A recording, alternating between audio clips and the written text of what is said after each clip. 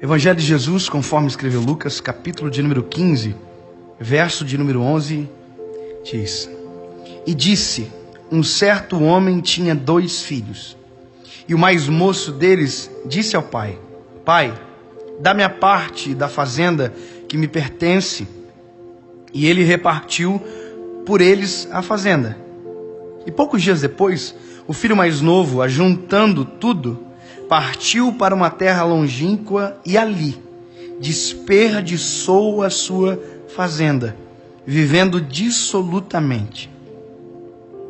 Essa é a parábola talvez mais incrível da Bíblia. É a parábola do filho pródigo. Milhares de vezes eu já ouvi essa parábola sendo pregada. E é Jesus que está pregando para os discípulos através dessa parábola. Essa parábola é de criação de Jesus. E quem cria uma história, porque cria, sabe o início, o meio e o fim dela antes dela terminar. Então quando Jesus conta a parábola, ele já conta sabendo o final dela. E aí Jesus vai dizer que um pai que tinha 2 filhos é provocado pelo filho mais novo, ou pelo que tinha menos experiência, pelo que tinha menos vivência, dizendo: olha, pai, eu quero o que é meu, o que é de direito. E aí a Bíblia diz com uma facilidade na parábola, e não há detalhes de dizer que o pai refutou a proposta, que o pai fez outra proposta, porque poderia ter algo assim de o pai dizendo para o filho: olha filho, mas pensa bem, você está com o pai está enriquecendo, você vai ficar mais rico, aguenta, você pode ir depois, fica com o pai. Mas a Bíblia diz que o pai só pega, divide entre os 2 o que é de direito e só. Mas não é o pai que manda ele sair com a herança, porque o filho pródigo apenas quer a sua herança. Ele não está falando que ele vai embora, mas ele vai embora. E o pai libera ele.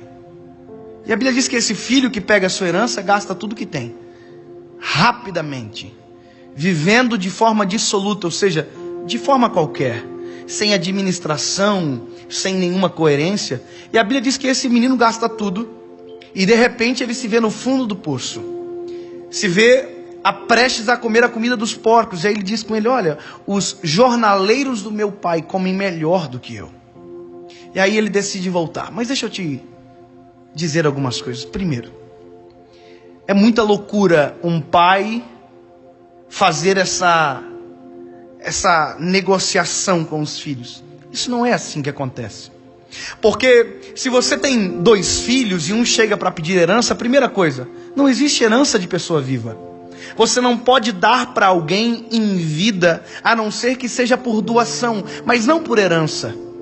Você pode fazer um testamento, mas esse testamento não vale em vida. Então não há nenhuma coerência jurídica necessária para que isso aconteça. Porque não existe herança de pessoa viva. Eu faço um testamento, ok, mas só funciona após a morte. Eu faço uma doação, mas daí não é herança, é doação. E doação pode ser qualquer coisa. Aqui não, aqui é a herança. Esse pai está fazendo a doação da sua herança antes da sua morte para o seu filho. Mas o que o filho pediu foi a fazenda, foi os bens. E o pai se dá o trabalho de dividir entre os 2 filhos. O outro também recebe o seu quinhão da herança. Só que um vai embora, o outro fica. Mas os 2 recebem. E isso me provocou a tentar entender como que um pai faz isso. De dar algo para um filho antes do tempo. De determinar aquilo que não pode ser feito. Não, ele divide a fazenda, dá aos seus 2 filhos o que é de direito. E a história diz que um foi embora, o mais novo. E isso é o que muita gente provoca em Deus. Me dá o que é de direito. E tem gente que faz isso, mas faz sempre com as coisas erradas, com as fazendas de Deus. Você sabia que tem gente que depois que casa vai embora? Você sabia que tem gente que depois que compra um carro, que orou tanto para receber o carro, vai embora? Você sabia que tem gente que depois que constrói uma casa, vai embora? Recebeu e foi embora. E aí gasta dissolutamente e aí desespera, porque descobre que aquilo acaba. E aí eu descubro uma coisa: o pai manda com facilidade para os filhos, porque sabe que aquilo que está dando vai acabar, e o filho vai ter que voltar.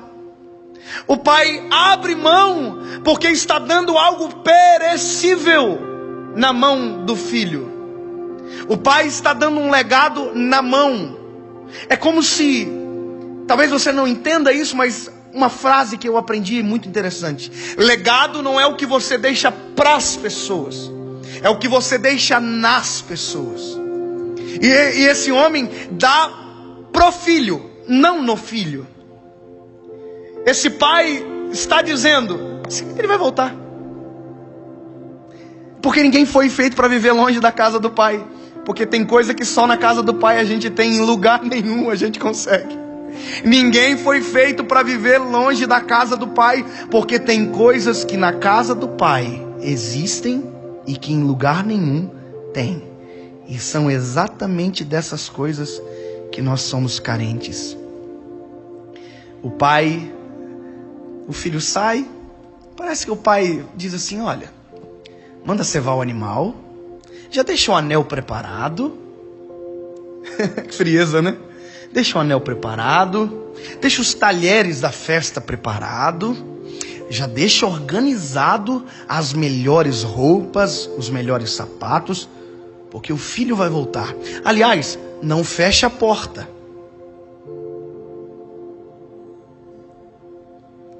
E eu vou ficar esperando na porta ele voltar. E a Bíblia diz que é exatamente isso que acontece. O filho chega um dia que cai em si, que aquilo que recebeu acabou. E ele lembra da casa do pai. Tem coisas que na casa do pai todo mundo tem, e eu perdi. Sustento. Eu perdi porque lá era do pai, aqui é da minha mão. E aí o filho volta. E quando ele está voltando, a Bíblia diz que tem alguém na porta da casa. E ele não está atrás da porta, ele está na frente da porta. Ele está esperando. E aí a Bíblia diz que o pai está olhando o filho está voltando. E a Bíblia diz que ele, o pai, movido de íntima compaixão, corre até o filho, abraça o filho. Que bom que você voltou para casa.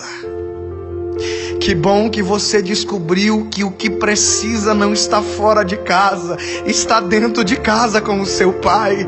Que bom que você percebeu que o que está nas tuas mãos acaba, mas o que foi construído nas minhas mãos e no meu pulso é para sempre.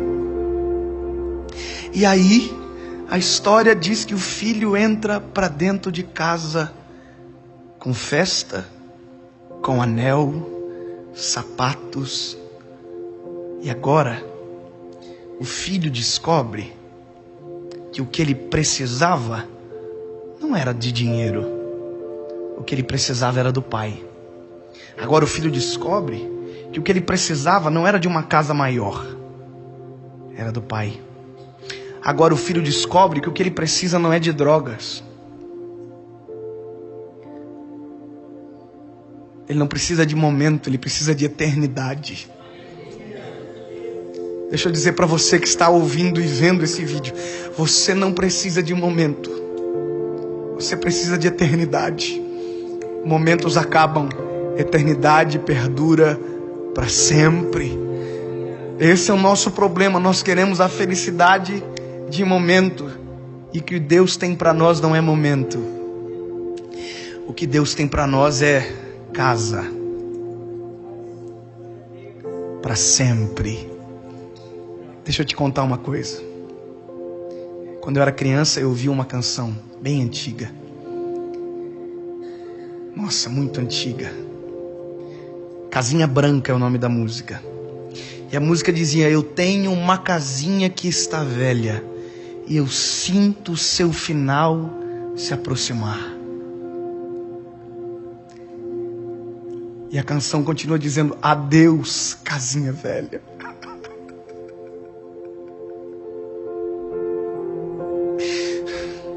Sabe qual é a minha vontade?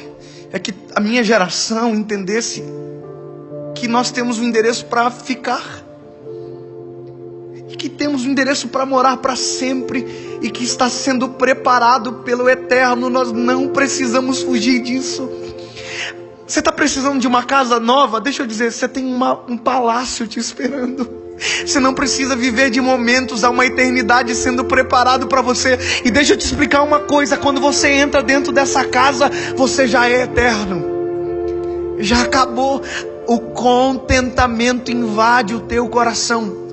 Tá triste? Tá desanimado? Tá com depressão? Tá com vontade de suicídio? É porque acabou o que você recebeu. Volta para casa. Tá chorando de dor? Para com isso, volta para casa. Abandonou tudo, a fé, a igreja, volta para casa.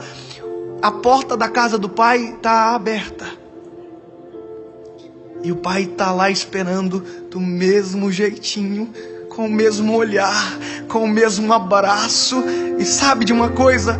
Há uma festa preparada para você. Pode chegar. Os irmãos mais velhos já entenderam a palavra. Volta para casa.